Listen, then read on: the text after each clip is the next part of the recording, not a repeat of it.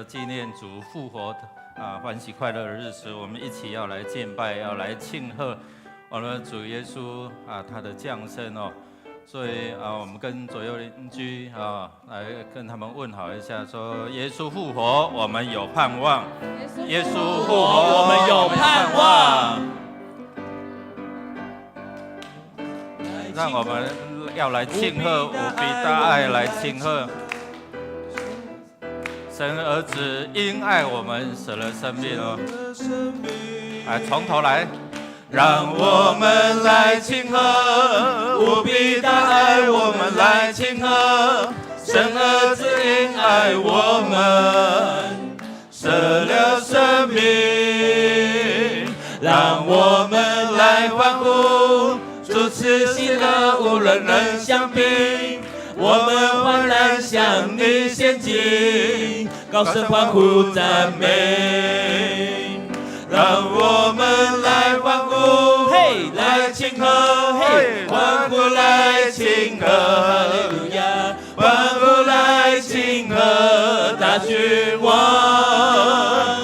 让我们来欢呼，嘿，来庆贺，嘿，欢呼来庆贺，哈利路亚，欢呼来庆贺大君王。让我们来庆贺。让我们来庆贺无比大爱，我们来庆贺神儿子因爱我们舍了生命。让我们来欢呼，主赐喜乐无人能相比，我们欢然向你献祭，高声欢呼赞美。让我们来欢呼，嘿，来庆贺，嘿，欢呼来庆贺，哈利路亚，欢呼来庆贺大君王。让我们来欢呼，嘿，来庆贺，嘿，欢呼来庆贺，哈利路亚，欢呼来庆贺大君王。让我们来欢呼来。让我们来欢呼，嘿，来庆贺，嘿，欢呼来庆贺，哈利路亚，欢呼来庆贺大君王。来，大声一点。让我们来欢呼，嘿，来庆贺，嘿，欢呼来庆贺，哈利路亚，欢呼来庆贺大君王。最后一句来。欢呼来庆贺大君王，拍手将荣耀归给我们主。我们要来庆贺，来欢呼赞美我们的主哦，他是从死里复活，是给我们有永恒盼望的主。所以我们一起用这一段的经文一起来感谢我们的主，一起来。他被挂在木头上，亲身担当了我们的罪，使我们既然在罪上时，就得以在义上活。因他受的鞭伤，你们便得了医治。你们从前好像迷路的羊，如今却归到你们灵魂的牧人监督了。小子们啊，我写信给你们，因为你们的罪借着主名得了赦免。所以我们要感谢这位上主哦，什么意思啊？使人没有盼望，但既然有这位神从死里复活，你去找看看，没有一个是这样的哦。他成为我们复活出熟的果子。他有讲陶醉的规矩啊，就是没有看到，但是长出来，哇，使你有盼望哦。所以他是赐我们公义，在义上活，在罪上死。慈爱的上主，他担当你我的罪，赦免你我的过犯。最重要是人死了不是结束，而是进入永恒的开始。所以他赐给我们有永恒的生命。我们要承认我们的软弱过犯哦。我们可以邀请耶稣在你的生命当中来掌管大大小小的事哦，赦免我们的过犯。开你的口，我们一起来祷告，一起来感谢他为我们所付上的代价。我们开口同声来祷告，来，哈利路亚！说我们感谢赞美你，因你的慈爱，因为你的信实，使我们能够坦然无惧来到你圣的宝座面前。死亡并不可怕，死亡使我们知道我们不是结束，不是绝望，而是有盼望的。因为借着你的死，我们的罪归于你；借着你的复活，我们的你所赐的永恒生命归于我们。主，我们感谢赞美，在这主复活纪念你复活的日子，我们来感谢赞美你的恩典，因为你的复活使我们对明天有盼望。谢谢主。现在天父上帝，感谢赞美，在人仍然做罪人的时候，你赏赐耶稣基督独生爱子来到世上，在2000多年前为我们的罪付上代价，所以我们面对死亡的时候不再惧怕，而是有盼望，是进入到永恒的盼望。因为我们将罪交给你，同钉在十字架上，你所赐的永恒，借着复活的生命，让我们看见你所给予我们的盼望。谢谢主，让我们在纪念主复活的日子当中，提醒我们在失望当中吗？我们在软弱当中吗？我们可以邀请你在我们生命当中掌权，我们将一切的软弱交给你，将一切的病痛交给你。愿你来在我们生命当中来带领我们进入到你的永恒，进入到你的盼望，进入到你的得胜。谢谢主垂听我们的祷告，靠耶稣基督得胜的名 ，Amen。弟兄姐妹请坐。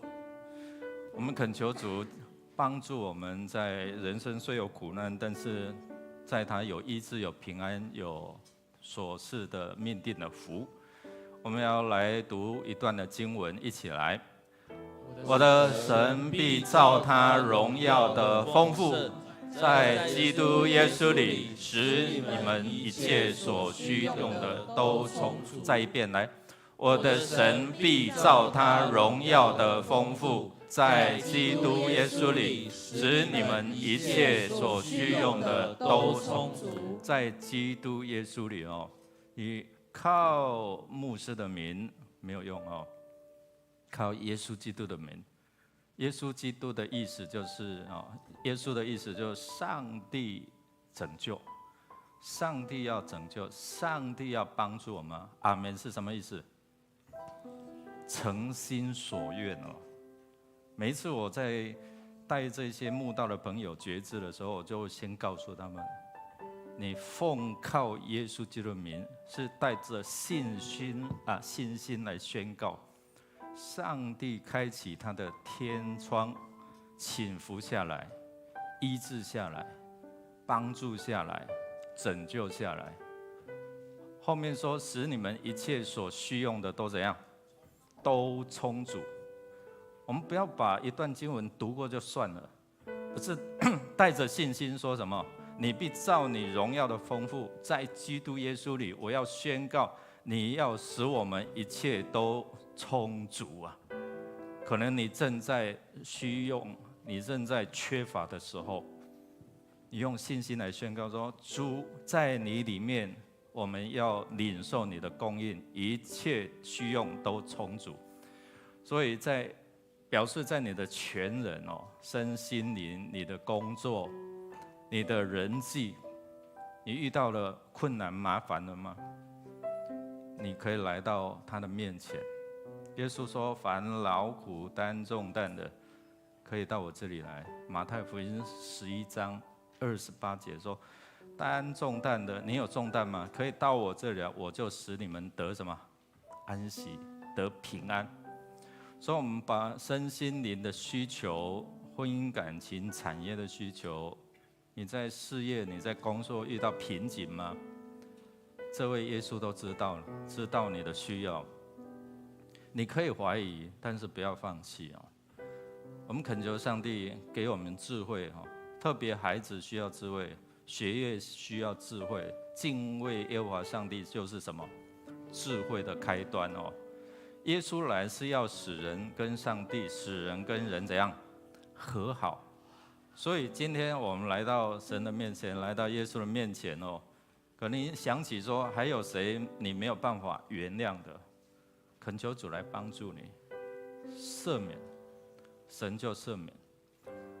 所以邀请耶稣成为你灵、思想、情感、意志、身体的主。当你邀请他在你的生命当中掌权的时候，你的生命不再一样，因为你是有依靠的。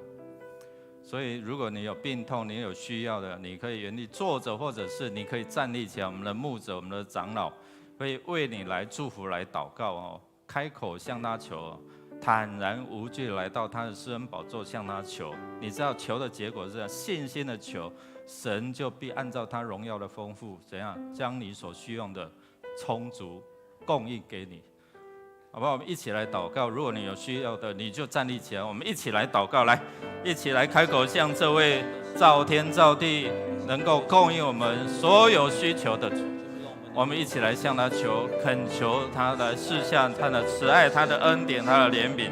哈利路亚！主，我们感谢赞美你，赞美你，因为在你一切荣耀的丰富里面，充满了慈爱，充满了怜悯。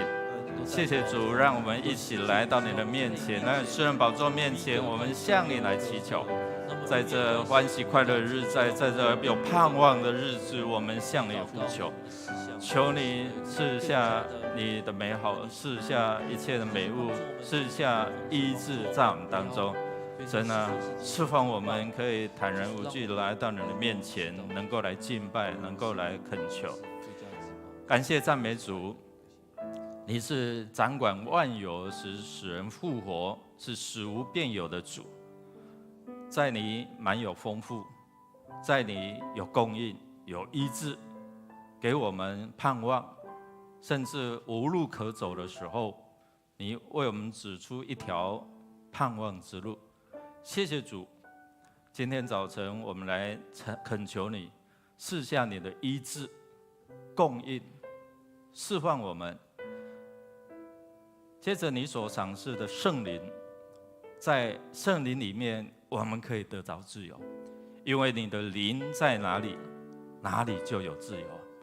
谢谢耶稣，借着我们信心来到你的面前，因为人非有信就不能得主上帝的喜悦，是给我们更多的信心，即使是在失望、在困境当中，求你坚固我们的信心。谢谢主，让我们可以坦然无惧来到你施恩的宝座面前，大大张口，你就大大充满，赐下你的医治，供应你的带领。祷告靠耶稣基督得胜的名 ，Amen。最后我们要来为主日来守望哦，特别是在纪念主复活的日子哦，我们有好多这一些的活动哦。那我们更要谨慎，借着祷告祈求感谢，来到主的面前哦，来为牧师守望，为我们这些的团队来守望哦。我们一起来宣告主的话说：来，务要谨守警醒，因为你们的仇敌魔鬼如同吼叫的狮子，遍地游行，寻找可吞吃的人。你们要用坚固的信心抵挡他，因为知道你们在世上的众弟兄也是经历这样的苦难。我们最近在读约伯记，对不对？约伯记一开始哦，这个上帝就告诉魔鬼撒旦说：“你有没有看啊，在地上我的仆人约伯哦，他是敬畏的哦。”所以我们知道他在世上这样看哦，游行，然后再看什么？我说你信心坚固是因为上帝有保护你呢，好像这样挑战。所以我们最近在读约伯记就有知道说，可能苦难来临是因为这样的关系哦，可能是因为我们自己的软弱罪所带来，所以我们可以警醒祷告哦，我们恳求神与我们同在哦，我们可以在主复活的经历当中。让我们知道，你可能在低潮，原来他可以胜过所有的权势，所以他可以带给我们从低谷翻身成为得胜的。所以我们为着我们自己为着我们的阿嘎佩领袖小组还有夏令营这些青年们还有财务部会爱幸福讲座我们下午也有青年他可以分享神在他生命当中的恩赐透过音乐来祝福我们。我们也透过为社区来祝福我们透过双福的宣教、福利、福音我们借着这一些的管道，使人要能够同得福音的好处。所以我们恳求上帝来帮助我们特别是更多的资源汇入的时候，我们是成为一个分享，成为加利利海，对吧？有进有出，我们生命不要成为什么死海，有进没出那个生命就里面没有什么生物了我们一起站立来，我们一起站立，我们来守望，来祷告，来为牧师来祷告，来祝福。透过他的话也能够帮助我们看见，我们原来是有盼望的在基督耶稣里面。我们开口同声来祷告，来，哈利路亚！主，我们感谢赞美你，因着你的慈爱、你的信实，帮助我们能够进入到神你的国度里面，你的盼望里面。你知道我们可能有一些弟兄姐妹正在低潮、正在缺乏当中，你都知道。正在关系破裂的当中，你都知道。主啊，我们奉你名来到你的圣宝座面前，大大来张口向你来恳求。主啊，我们要成为一个守望的人，在这个末日的世代，我们要来谨守，来守望。哈利路亚！主，我们感谢主，谢谢你借着你的复活掌权在我们的生命当中，败坏一切撒旦的权势，也让我们能够专心的来敬畏你、敬拜你。主啊，赐给我们有敬畏的心，透过你的话语，让我们生命活化起来，让我们生命更有盼望，让我们生命靠着主加给我们力量，凡事都能。谢谢主，我们要宣告你的恩典要降下在我们当中。你的复活的大能要使我们勇敢去面对我们的难处。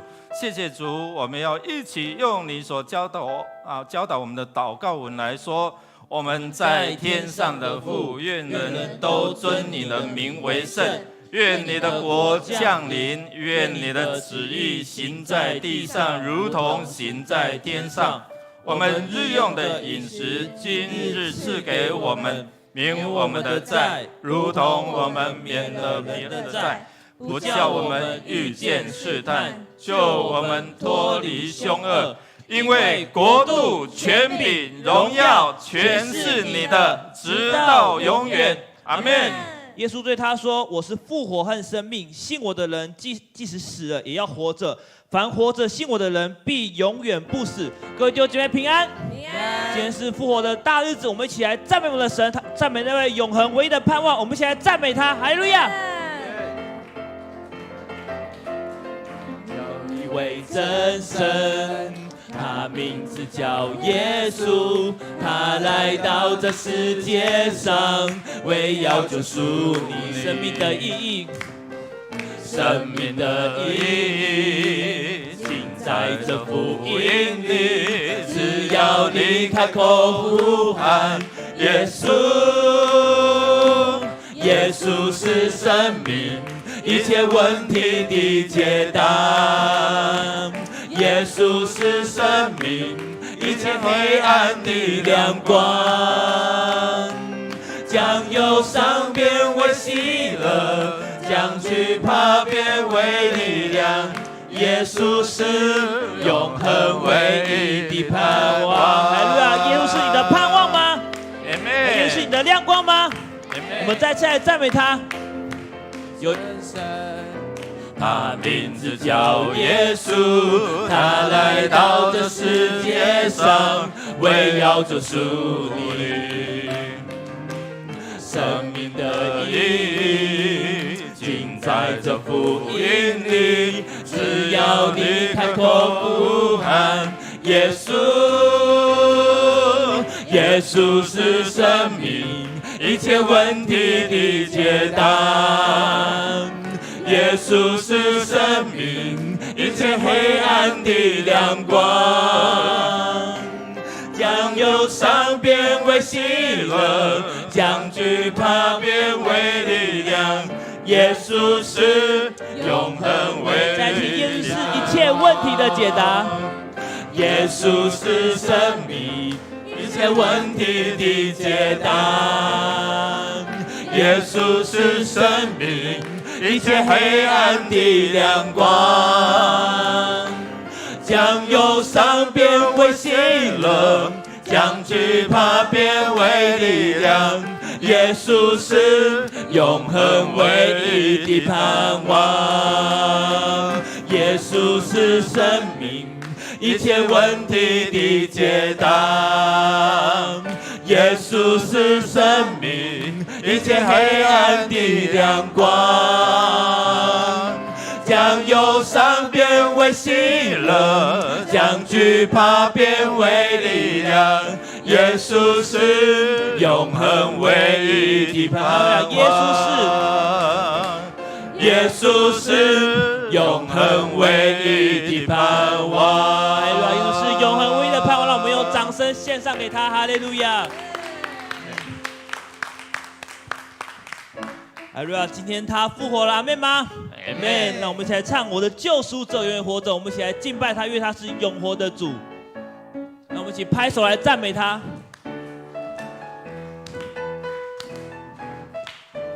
我知道我的救赎者活着，他是永活的主。当我在深谷迷失时，他领我走这一路。我知道我的救赎者活着，他是永活的主。当我在旷野孤独时，他伴我做我的灯。我知道我的救赎者永远活着，我心不再忧虑。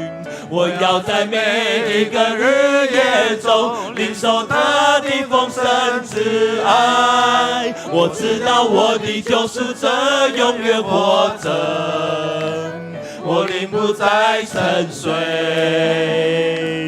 当号角响起的那一天，我将见那荣光再次。我知道我的救赎者活着，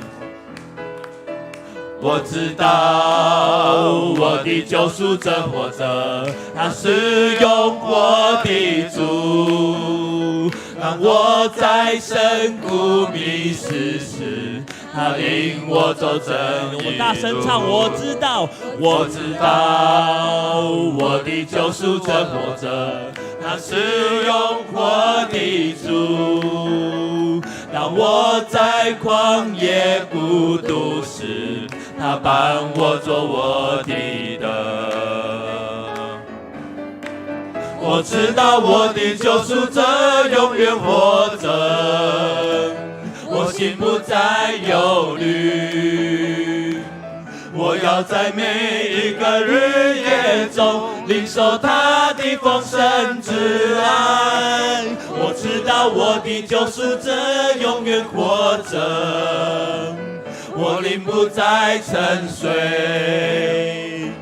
当号角响起的那一天，我将见他荣光之面。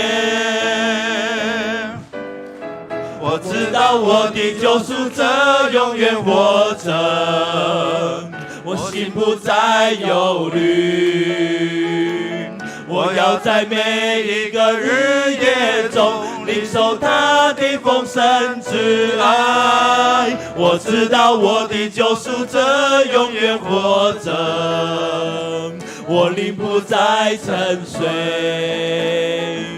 当号角响起的那一天，我将见他荣光。当号角响起的那一天，当号角响起的那一天，我将见他荣光之面。还让我们用最大掌声，将我们的荣耀献给那复活的主。哈利路亚！各位姐妹，请坐。主，我们感谢你，因为你是我们的盼望，你是我们的救赎。谢谢你为我们钉在十字架上复活，你是这么的爱我们，你的恩典是如此的广，如此的深。让我们一起来赞美你，我们将满心的感谢祷告奉耶稣祈求，阿门。主耶稣，我感谢你，你的身体为我而生，带我出黑暗，进入光明国度，使我再次能看见。主耶稣，我们感谢你。主耶稣，我感谢你，你的宝血为我而流，宝贵十架上医治恩典永留，使我完全的自由。宝贵十架的大能赐我生命，主耶稣，我夫妇敬拜你。宝贵十架的救恩是你所立的约，你的爱永远不会改变。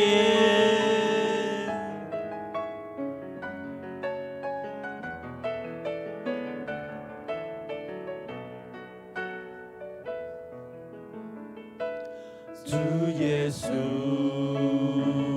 我感谢你，你的身体为我而生，带我出黑暗，进入光明国度，使我再次能看见。主耶稣，我感谢你，你的宝血为我而流，宝贵十架上医治恩典永留，使我完全的。让我们一起来赞美主耶稣那宝贵十架的大能，宝贵十架的大能赐我生命。主耶稣，我夫妇敬拜你。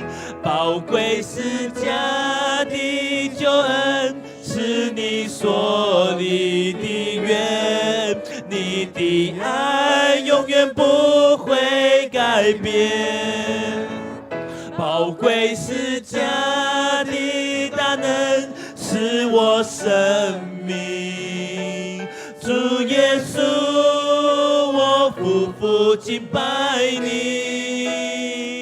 宝贵十架的救恩是你所立的约，你的爱永远不会改变。宝贵十架的大能是我生命。主耶稣，我夫妇敬拜你。宝贵十架的救恩是你所立的约，你的爱永远不会改变。你的爱永不改变，你的爱永远不会改变。主耶稣，我们感谢赞美你。你拯救我们是在我们还做罪人的时候，不是我们够好，不是我们很好，而是因为我们不好，我们没有办法翻身的时候，你定义要拯救我们，你定义要帮助我们，因着你的慈爱，因着你的怜悯。谢谢耶稣，在世人看为愚拙的方法，神你却使用这人看为愚拙的方法，拯救了我们，为我们开一条通天的道路，为我们预备一条盼望之路，赐给我们一条恩典之路。谢谢耶稣，不是因为我们赚取，我们付上很多的代价，而是免费的，但是不是廉价的，是宝贵的，是因着我们的信心才能够得着。谢谢耶稣，让我们在纪念主你复活的日子，求你赐下你复活的大能，充满在你的教会，充满在我们每一个弟兄姐妹身上。就是那正在软弱、在低潮、在山谷当中的时候，求你伸出你慈爱的手，拉拔我们，扶持我们，在我们害怕的时候、怀疑的时候。谢谢主，今天早晨的敬拜，愿你来悦纳，设下你的宝座，好让我们来祈求。谢谢主垂听我们的祷告，靠耶稣基督得胜的名 ，Amen。弟兄姐妹，大家平安。我们先来介绍第一次在我们当中的弟兄姐妹哈我们现在欢迎叶家珍姐妹在后面，在哪里？请站立出来哦，我们欢迎哦。好请坐请坐。还有江玉弟兄在我们当中在后面哦。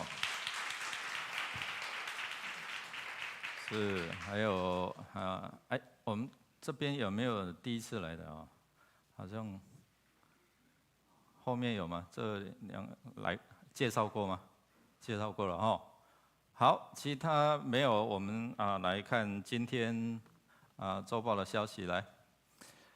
今天是主复活的日子纪念我们在从受难日一直到现在3天之后，主预言说他要复活，这是2000多年前的事了他依然复活让我们能够透过赞美敬拜来领受他得胜的能力过去我们复活节的时候都会发什么因为最近完蛋了，缺蛋很快就有了。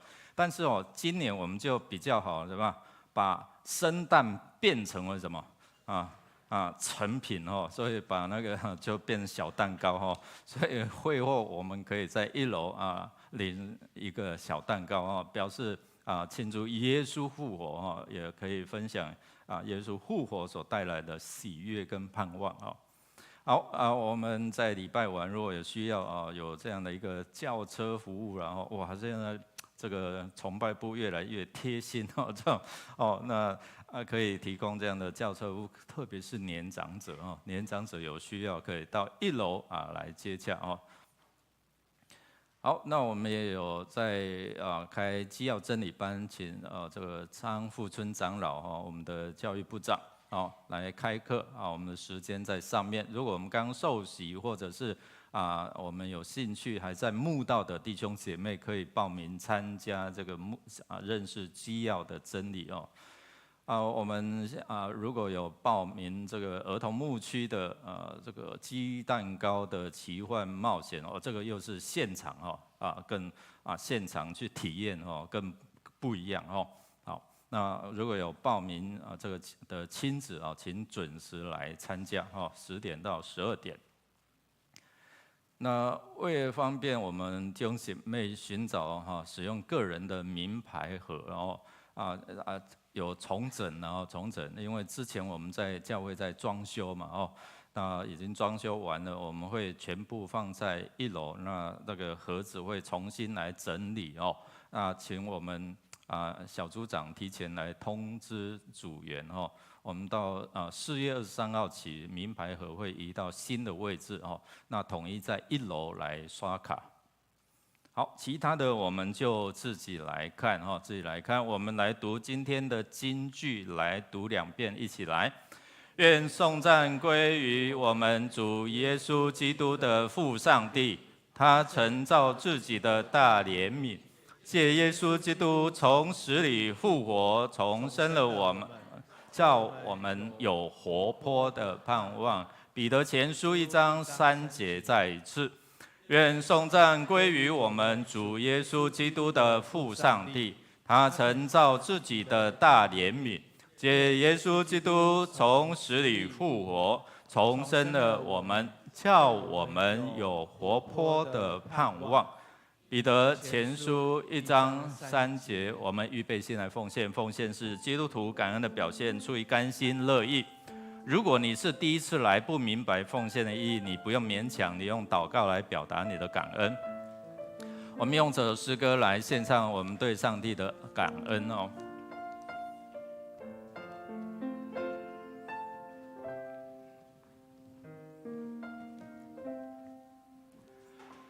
献上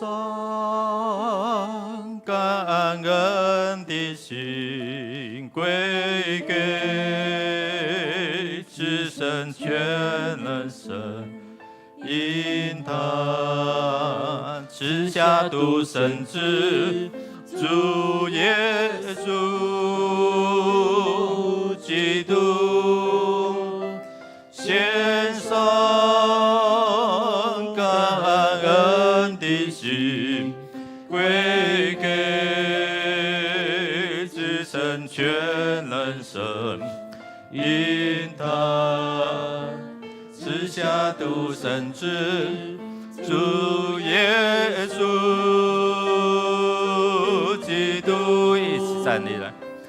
如今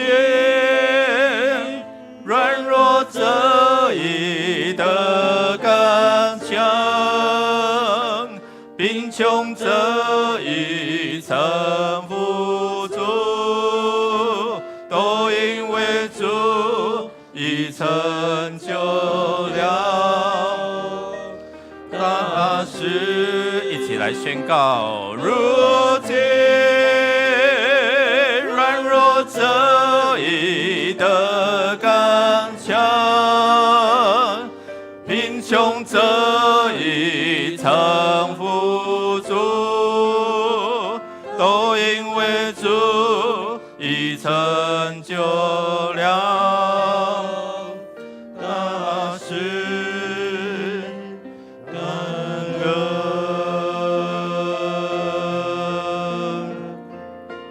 感恩，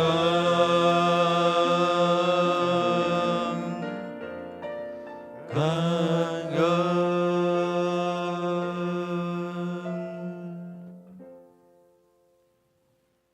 亲爱的天父上帝，我们满心感谢你，感谢你为我们成就的工作，从一切大小事情到每一天的恩典，不论好日子和坏日子，都单单因着你是创造天地万物的主宰，创造我们的全能奇妙神，我们就向你献上赞美。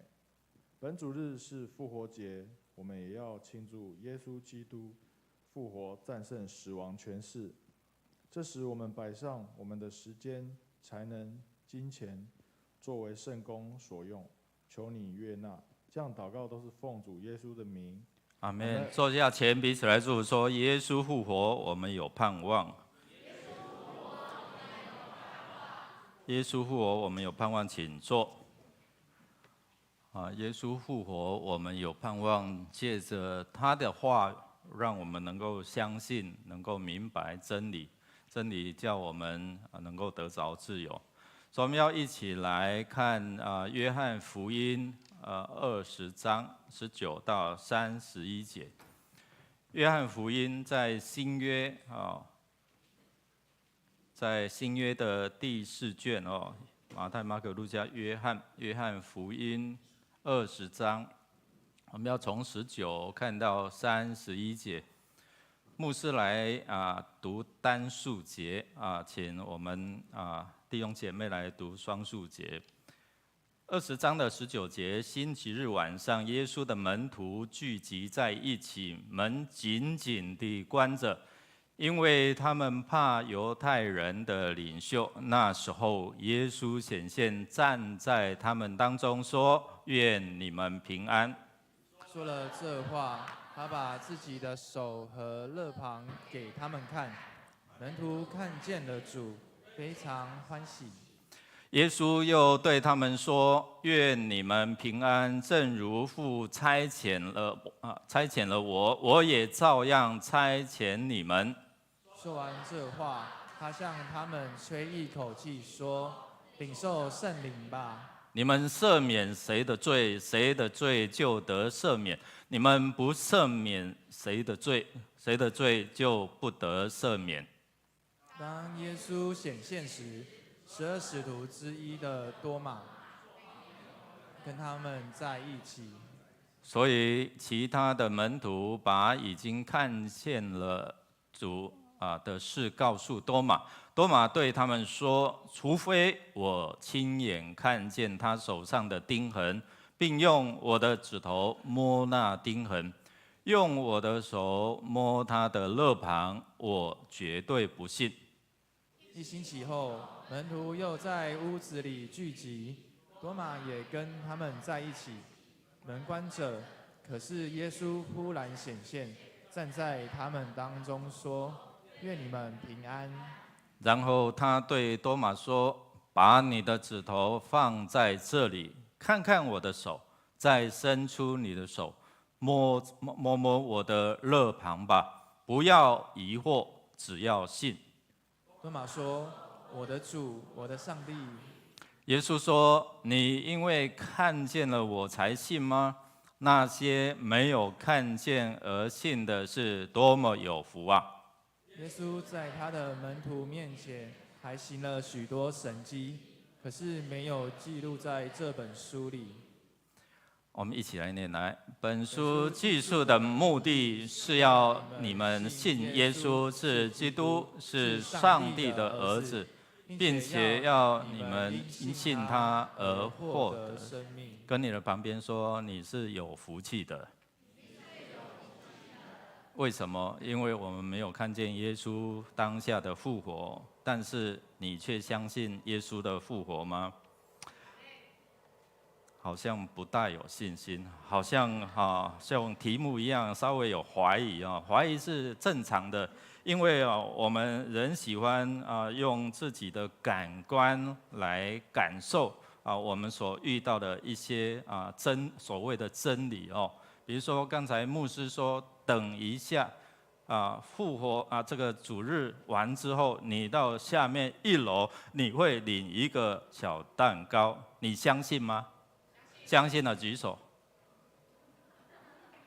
那每一个举手的下面一定都会发一个蛋糕给你，因为你还没有看见对不对？你还没有看见，但是为什么你相信？有一些东西是我们听人家讲，哇，好像很玄，但是你没有看见，你非得你自己看见，你才会相信嘛，对不对？所以今天我们透过一些的真理，可能有一些人会有怀疑的时刻。真的吗？当抹大拉的玛利亚告诉了门徒耶稣复活了，这个更难相信，你知道吗？我们知道下面有蛋糕，你可能会相信，因为这个很容易办到。但是耶稣复活难呢，对不对？死人复活哪有可能？但是我们今天透过这个真实的事件，透过在2000多年前，你在历史上在 Google 你都可以查得到，这是一个事实，人证物证都俱在。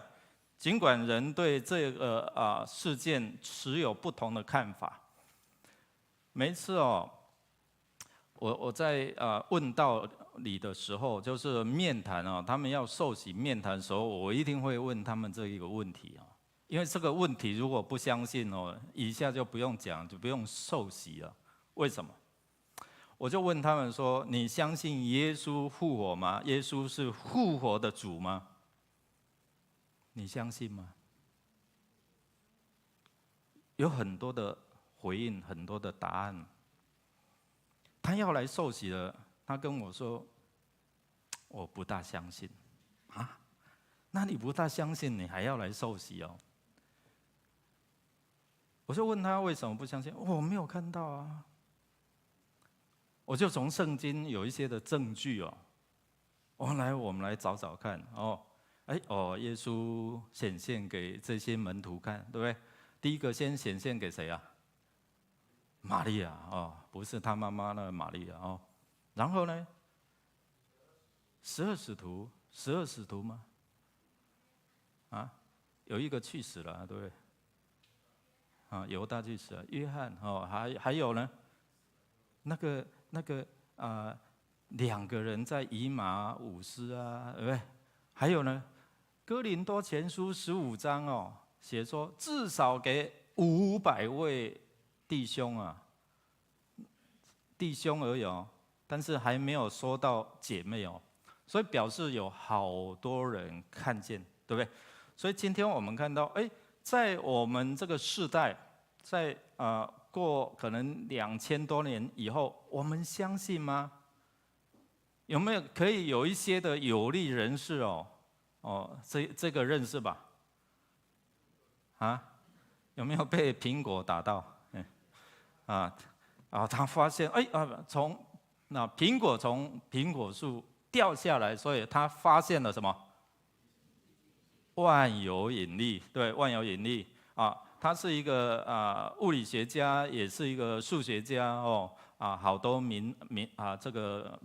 头衔你知道吗？还有呢，根据那个联合国有一次根据这个盖洛普，不是盖里普盖洛普的民意调查就说在大概近300年300年间用300位比较著名的科学家或是这一些的发明家竟然有92%以上是相信耶稣、相信这位上帝的哦。还有谁？这位谁？昨天我们的事情说，这位谁呀？爱因斯坦他是比较调皮的表情他发现了什么？相对论发现了相对论。还有那个焦耳听过吗？我们上那个国中的时候物理对不对？那个电是不是？焦耳还有呢，第一次发明那个飞行器的这对兄弟还记得吗？莱特兄弟他们都是信靠主了还有法国的数学家笛卡尔听过吧？听过了还有那个发明无线电现在我们可以有这样的一个电话那个发明无线电的这个马可尼啊，还有很多那发明家爱迪生，还有第一位就是诺贝尔物理学得主就德国科学家的伦琴你知道我们可能都受贿你在生病的时候，然后去医院都叫你那你去那边报道一下照什么 X 光X 光我查一些资料，不知道是不是真的，但是其中有一些记载就是说，哇，这个 X 光本来他的朋友要用他的名字来申请专利命名但是他说不要。后来有一些的资料有一些的报道就是说他后来用希腊文的这个基督X 来作为代表，所以把它称为这个 X 光不知道是不是真的但至少有一些的资料是这样的一个记载那我们看到相信耶稣复活，有那么多这些的科学家、发明家，他们来相信说耶稣真的复活，相信上帝，所以这些基督徒的科学家、发明家他们在联合国的调查当中，你看高达90%以上这些人来相信哦，所以这些人都是很有智慧的人，对不对？想那有的无的，你知道吗？你如果常常会想那有的无的，你就可能会成为发明家，你知道吗？跟你的旁边讲说，你可能是发明家总是忙一尴尬，拢想那有的无的，那好不好？还是有时候要想有的但是我们看到整个过程当中，我们来明了，透过耶稣的复活，有在场的，有不在场的，有听见不相信的，有听见就相信了。像我们就是属于那个什么听见相信的，因为我们今天比较不大可能去看到实体但是还是有一些人，可能他们跟上帝更亲近他说：“牧师，我有看到耶稣但是上帝用不一样的方式让他去领受那今天这个复活节保罗说，如果基督没有从死里复活，我们就没有什么好传的你们也没有什么好信的所以我们一切都是枉然就是那种坎坎如果你不相信耶稣是复活，受洗就没有意义对不对？就没有那个永生可言。所以今天我们透过这个复活主日，我们一起看到全世界的教会今天一起来庆祝耶稣的复活，就是让我们透过人以为愚拙的方法，就是十字架嘛，对不对？痛苦、羞辱、刑罚的记号，但是因为耶稣用这样的方法，3天，他预言说3天要复活，真的。所以我们一 Google 就有这些的历史的事件。但是信不信由你。然而你信跟不信，并不会影响耶稣会不会复活，对不对？所以今天我们透过真理，透过圣经，要来告诉我们认识这位复活并且赏赐平安永恒盼望的主第二个，我们要相信，因为我相信耶稣，所以当我在这里举行告别式的时候，我是有盼望的。我知道我何去何从。上个礼拜我们在这边做什么？做礼拜，然后追思，对不对？不是祭祀追思我们的亲人在天上好得无比，所以我们不用再哭哭啼啼会有哀伤但是我们知道他在上帝那边好得无比。为什么？因为有这位赐生命、使死人复活这样的一个主在那边照顾他们，所以我们就可以安心。我常在告别礼拜分享说，人要用自己的方式来祭祀，你知道吗？所以刚过世的时候是一天拜几遍？3遍，对不对？一年过去呢，讲一天拜3遍了。一年过去叫一当拜3遍，你听有？一年拜3次所以不是很可怜吗？所以今天耶稣来，耶稣复活，我们不用去烦恼我们何去何从，我们要住哪里，要吃哪里。约翰福音很多地方都告诉我们解决了这样的事情，对不对？要住哪里？要烧那一些的灵错吗？要吗？约翰福音14章告诉我们说，我去为你们怎么样预备地方嘛，在我父的家里有好多的住处，好多的房间嘛，所以我们还要自己劳力吗？不用所以在灵里面，在属灵生命的吃喝，启示录就告诉我们，上帝为我们预备了。所以今天我们可以因为耶稣复活，所以我们才有永恒的盼望。所以我们在信心上面，我们会不会因为我们求不着，我们就开始怀疑耶稣，你真的吗？你真的存在吗？保罗在提醒我们，因为他自己去遇见，他自己经历所以今天我们透过多马，可能在反映你我的现象。我可能在低潮，我还没有因为我的祷告经历了上帝的恩典，所以我不大相信。我不大相信，所以听说人家我那个很灵，很可以显他的他彰显他的灵验，所以我就去拜了嘛。我们可能会像多马一样，眼见为凭。我看到了，我才会相信哦。哦，跟你旁边说，你不是这样的人哦。如果是的话，我们来看，我们可能会落入在哪一些的软弱哦？害怕是真实的，连耶稣的门徒也会害怕。即使那天早上，我们看到玛利亚，抹大拉的玛利亚，她不是遇见了耶稣了吗？本来目睭灰灰，不啊动作菜龟，你知不？看到原来是耶稣啊！所以后来耶稣就你去告诉我的门徒啊，对。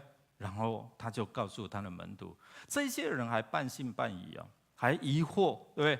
所以在早上听到耶稣复活的消息，但是晚上呢就关起来。为什么？圣经告诉我们说，他们怎样？他们害怕。所以我们看到，在害怕的过程当中，我们看到玛利亚她说：“我看见了主了。”应该听到这个消息，他们应该可以胜过这些害怕。但是我们看到他们生命却被害怕、这些惧怕掌管了他们的生命。为什么害怕？尽管复活的消息听到他们的临到他们的耳朵，但是我们看到门徒竟然紧紧关着，是因为怕人啊，怕这些犹太的领袖，怕什么？步入耶稣的后尘啊！耶稣被定了啊。他被抓了，被定了，死了。听说复活，但是他们还没有看见。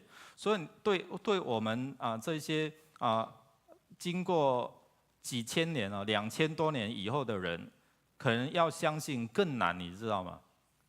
但是因着上帝给我们的信心，让我们透过这历代历世的这一些的信仰的前辈，特别是从使徒、从当时候的人、从这些门徒所记载下来耶稣的生平这个过程，我们才能够相信。但是还是会有人半信半疑，所以他们害怕是因为钉刑，害怕是因为这死亡彻底的击败了耶稣。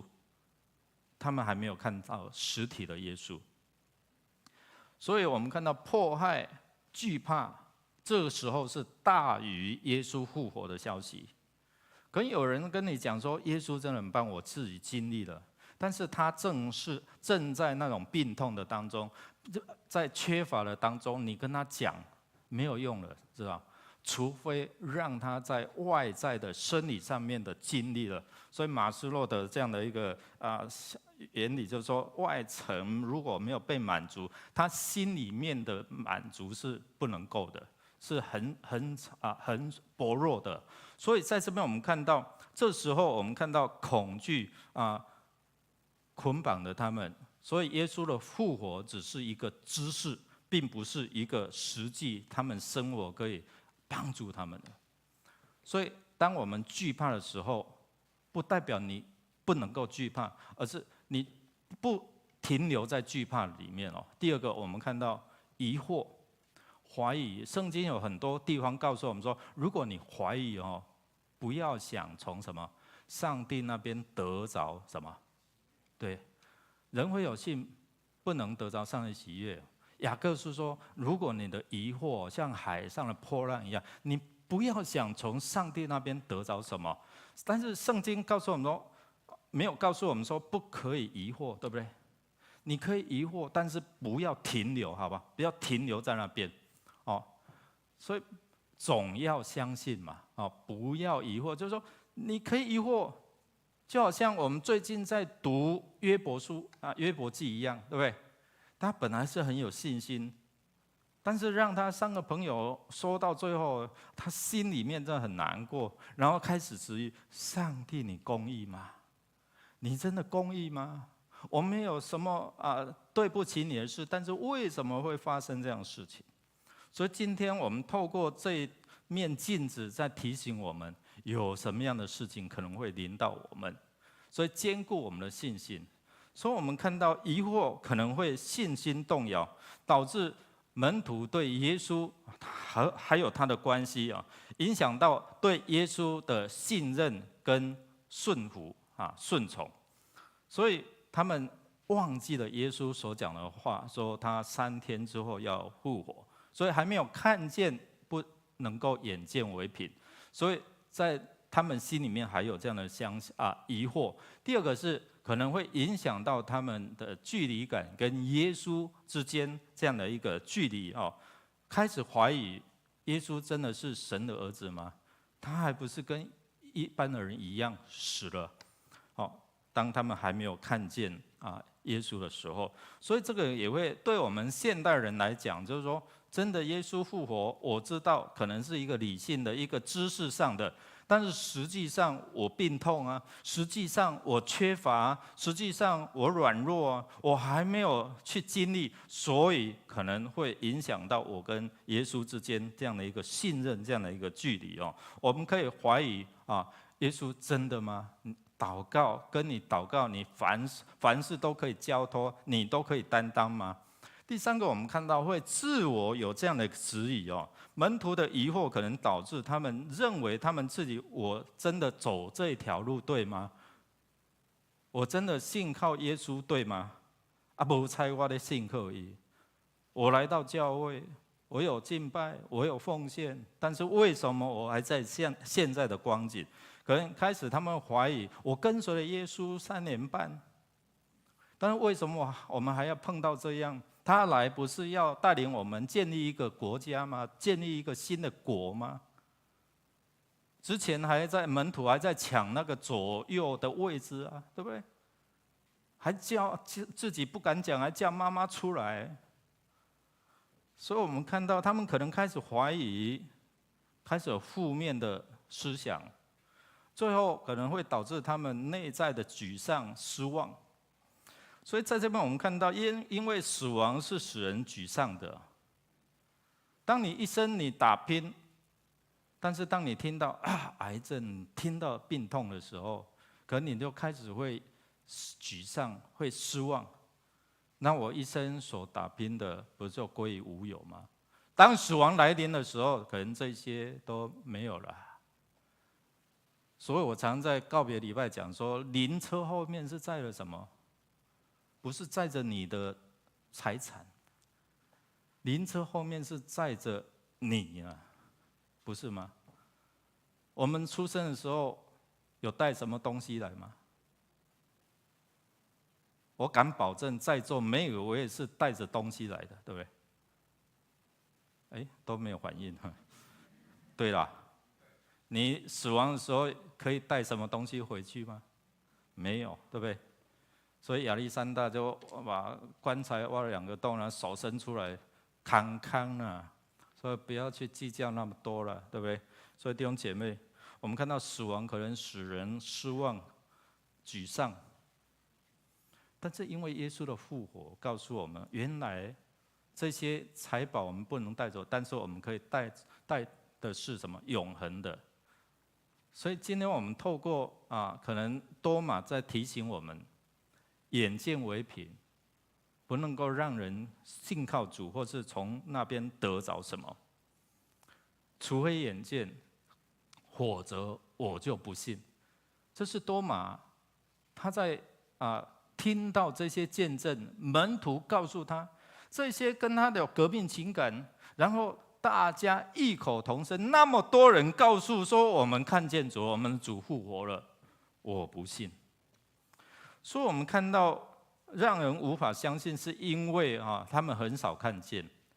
但是多马跟随耶稣，他岂没有看见过这些神迹吗？有没有看过？有没有看过？看过谁复活拉撒路吗？对不对？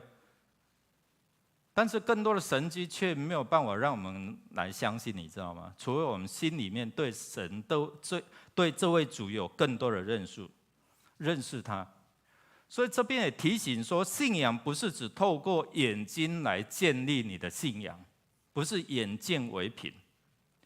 弟兄姐妹，你有使用手机吗？你有没有使用手机？你的是吃得饱还是吃不饱的？吃到饱，对不对？吃到饱你就不用怕。如果那个吃不饱了，你知道吗？到哪一个地方就要开始寻找什么 WiFi， 可不可以告诉我密码一下？常常牧师教会这个 WiFi 的密码是什么？要有那个 password 密码，你才能够连线嘛，对不对？我们信仰不是也是这样吗？你看得到 WiFi 吗？你只能够从手机，它有这样，你才知道说啊，原来有信号啊。但是你肉眼你看不到啊。你只能够透过这个讯号，那个糊状的，对不对？说有吗？经验嘛，对不对？但是有时候经验是骗人的哦。虽然有那个符号，但是你一连不进去啊，不是吗？所以弟兄姐妹，我们看到不能够眼见为凭啊。而是实际你要跟他建立关系，信仰是建立在更深的，可能包括上帝的话语，包括什么？你听见证，然后包括什么？祷告，去自己去经历跟上帝之间每天单独会主，听迦南之声等等这一些。透过这句话，耶稣也在强调说，我们信仰的力量跟价值，不仅仅在于你的看见，而是在信仰的实践跟这样的一个体验哦。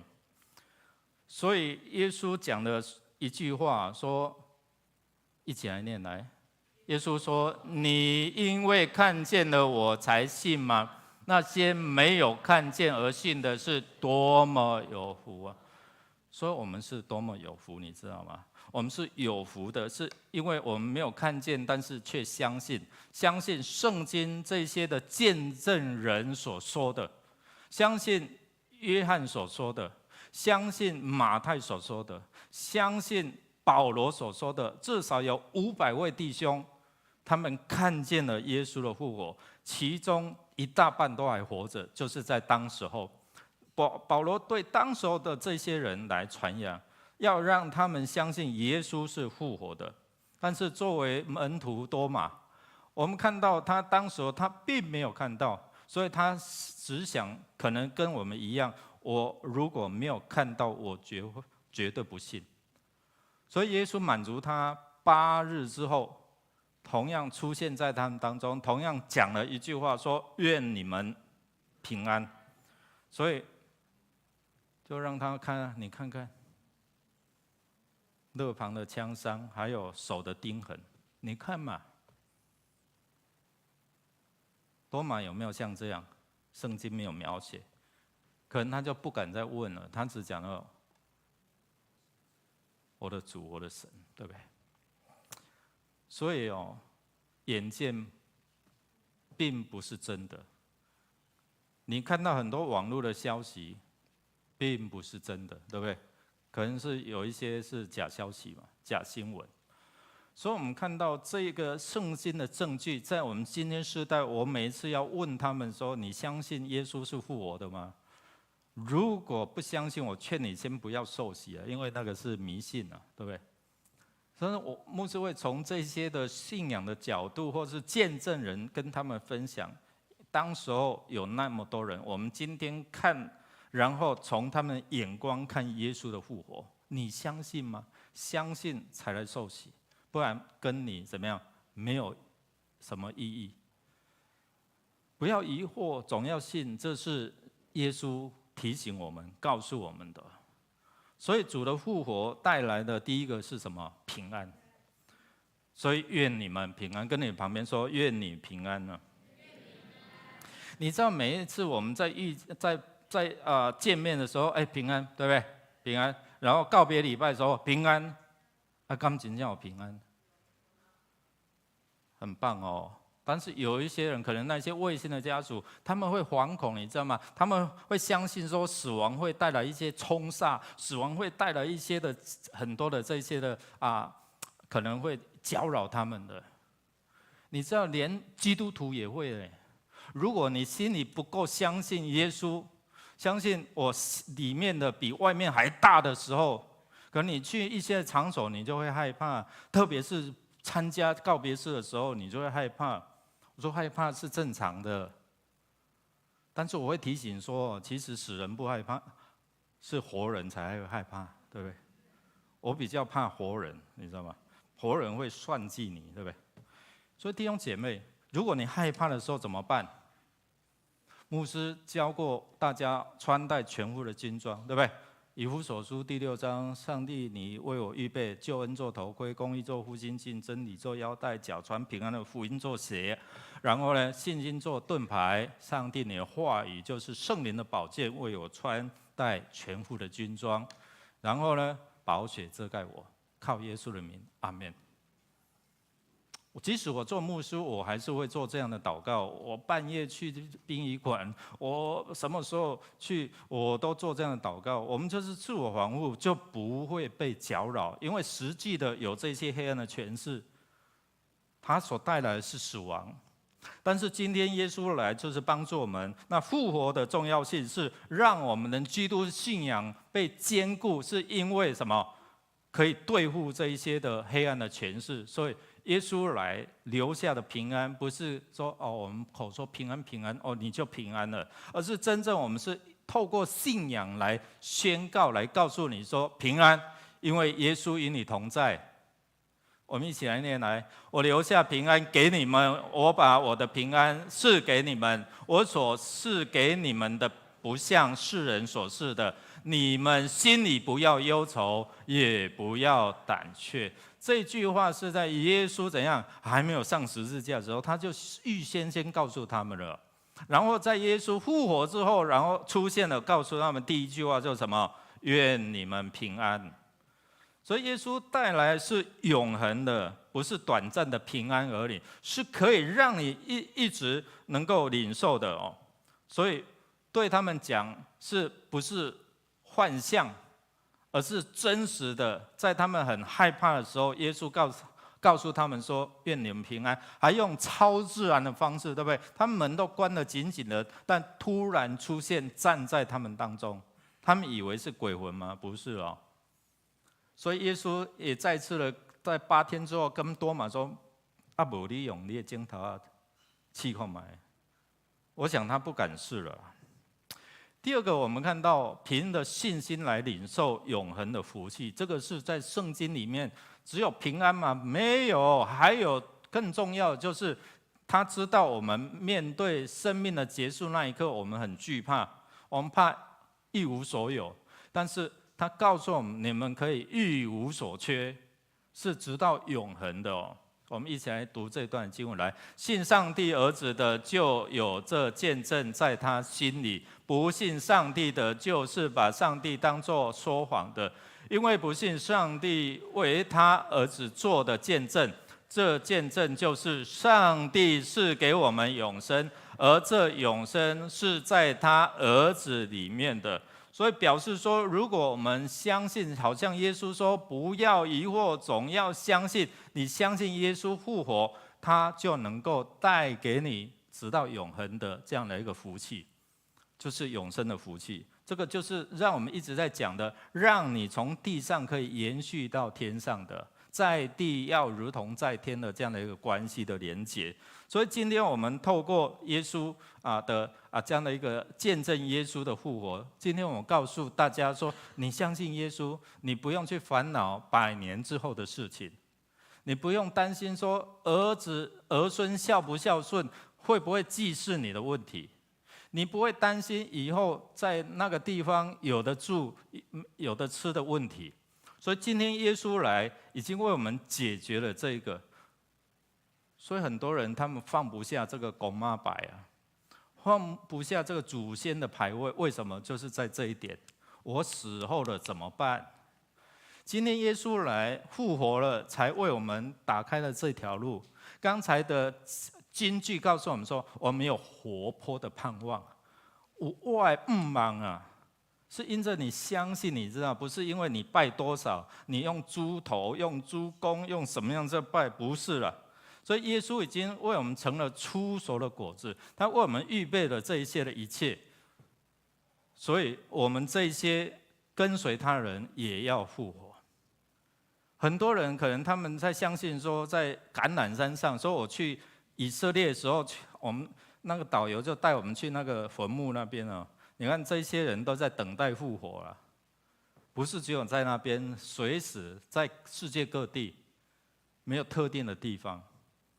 这些人相信，但是我们相信耶稣他无所不在，他无所不能，所以他成为我们复活出手的果子。即使是当我们面对死亡的时候，我们不惧怕，因为我们有盼望。最后一个就是，当你相信耶稣的时候，不是只有在那边做一个做礼拜的基督徒，而是要奉差遣。今天我们要像做门徒，不是做信徒而已。今天上帝要差遣我们，透过耶稣这样的一个生命的历程来帮助我们。我们也可以拥有属灵的权柄，不是只有牧师祷告有能力，知道吗？弟兄姐妹，我也是透过操练的。今天上帝耶稣的话说，告诉我们，凡信他的就有神迹奇事随着他们。阿们吗？今天如果你愿意委身，你去受装备，你祷告也能够有能力，在地上捆绑，在天上有捆绑，在地上释放，在天上也有释放。耶稣已经将这样的一个操练告诉他们，然后他们也去赶鬼了，对不对？他们忘记了，他们因为这死亡的事件，所以他们软弱下来。我们也会这样，但今天我们看到主向他们吹了一口气，然后赐给他们圣灵，所以代表圣灵里面的能力，今天也向众教会，也向我们来吹气。五旬节的时候，这些初代教会的信徒，他们得着能力，对不对？所以他们讲道有能力，祷告有能力，医治啊、赦罪啊。这个里面的赦罪是代表说人受洗了，然后在教会当时候有这样的一个领受这样的权柄。所以赦罪是因为他们受洗归入耶稣基督的名下，所以他们的罪被赦免了。不是因为说你们有这样的赦罪权柄哦，而是说当他们宣扬耶稣赦罪的权柄这个福音的时候，他们受洗归入主的名下，他们承认自己的罪，所以因为你宣扬了，这个罪就被赦免了。所以耶稣要的是差遣他们，然后去传福音。牧师站在那个耶稣站的地方的时候，那个大使命山啊，耶稣往下面跟提比利亚这些加利利，你们要去使万民做我的门徒。这个是我在2007年的时候去这个耶路撒冷的左边这个是什么？是主升天教堂。就是耶稣升天的时候，众人在那边看，所以后来这里地方就建了一个主升天教堂哦。去到那边，你相信吗？还是你只看到这个建筑物，你相信吗？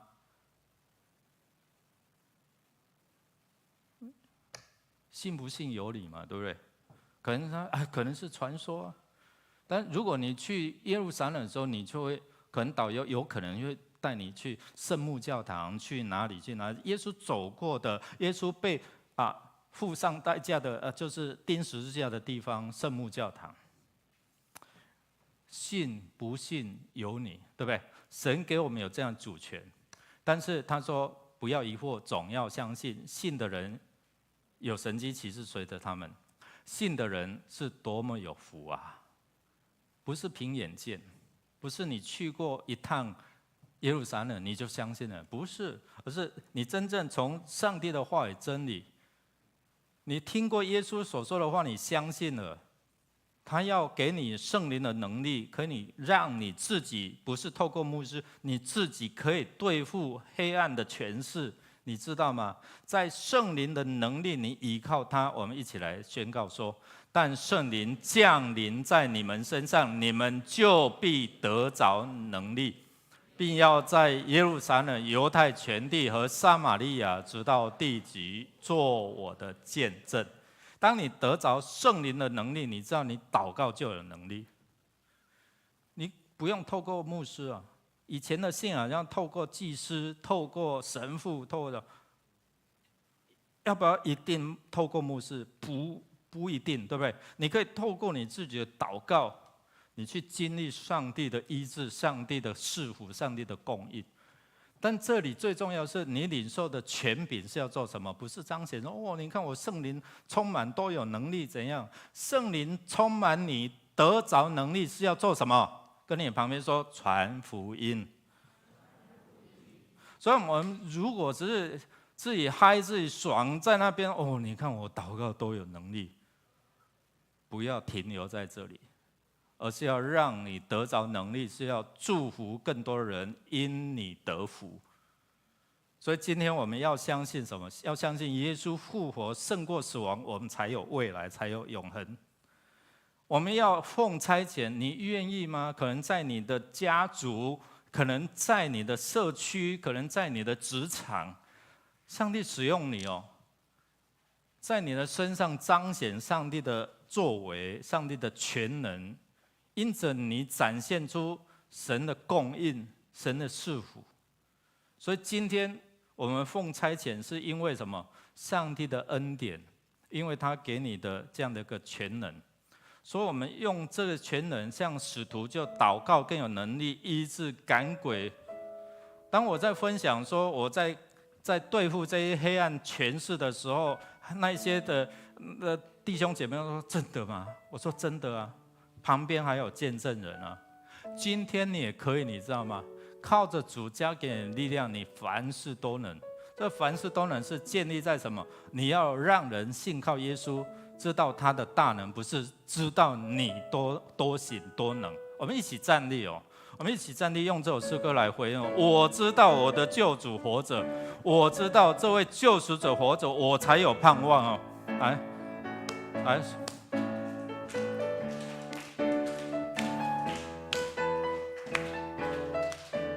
我知道我的救赎者活着，那是永活的主。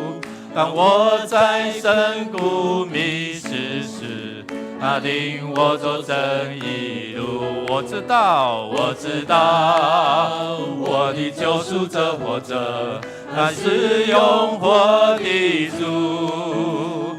当我在旷野孤独时，他伴我走我的灯。我知道我的救赎者永远活着，我心不再忧虑。我要在每一个日夜中领受他的丰盛之爱。我知道我的救赎者永远活着，我灵不再沉睡。刚号角响起的那一天，我将见那同光之面。我知道我的救赎者永远活着，我心不再忧虑。我要在每一个日夜中领受他的丰盛之爱。我知道我的救赎者永远活着，我灵不再沉睡。当号角响起的那一天，我将见他荣光。当号角响起的那一天。当号角响起的那一天，我将见他荣光之面。弟兄姐妹，你害怕吗？可能你会因为某件事情害怕，可能你正处在那种惊恐害怕的当中。耶稣要对你说：“愿你平安。”当他与你同在的时候，你就不用再害怕。你害怕你所失去的吗？你害怕你的职位不保吗？你害怕什么？可以跟他讲：主啊，我现在在害怕什么？愿你的平安临到我。你怀疑吗？你怀疑他的真实性吗？你怀疑他真的会听你的祷告吗？耶稣告诉我们说：不要忧愁，不要为着你的未来忧愁。我与你同在，我赐给你你可以将你的心事交给他，告诉他。你惧怕死亡吗？可能现在的病痛威胁你，恳求主，那胜过死亡的全能充满，让你知道你可以拥有未来，你的命运可以被改变了。我们一起来祷告。主，谢谢你，因着你的复活，带给我们是永恒的平安；因着你的复活，带给我们永恒生命的盼望；因着你的复活，即使我们是在怀疑当中，你可以帮助我们在怀疑当中去追寻真理，真理必叫我们得着自由。谢谢耶稣。可能我们会惧怕，因为病痛所带给我们生命的威胁，死亡可能会临到我们。但是你胜过死亡的权势，成为我们复活出手的果子。谢谢耶稣，因此死亡不算什么，而是让我们进入到永恒的一个关键，一个开始。谢谢耶稣，让我们透过你复活的日子，再次提醒我们，在害怕当中，我们可以呼求你；在我们疑惑当中，恳求你赐给我们智慧，去辨明真理。在我们没有盼望的时候，主你复活带给我们属天的盼望。愿主耶稣基督，你在十字架上胜过的死亡权势，这样的能力充满在我们弟兄姐妹身上，让他们有活泼的盼望。天父上帝，你知道我们有时会软弱，你的爱扶持我们，容许我们在疑惑当中，但是你的爱的力量帮助我们能够明辨你的话语真理。主圣灵，你充满在我们生命当中，是要让我们得着能力，奉差遣分享福音的好处。谢谢耶稣，将这样圣灵的能力浇灌在我们弟兄姐妹的身上，让他们靠着圣灵的能力方能成事，从今时直到永永远远。Amen。我知道我的救赎者永远活着，我心不再忧虑。我要在每一个日夜中领受他的丰盛之爱。我知道我的救赎者永远活着，我灵不再沉睡。当号角响起的那一天，我将见那荣光之面。当号角响起的那一天，当号角响起的那一天，我将见他荣光之面。人拍手，将荣耀归我们复活的主。我们请坐，我们的礼拜就到这边。愿主的平安，愿主的盼望与我们同在。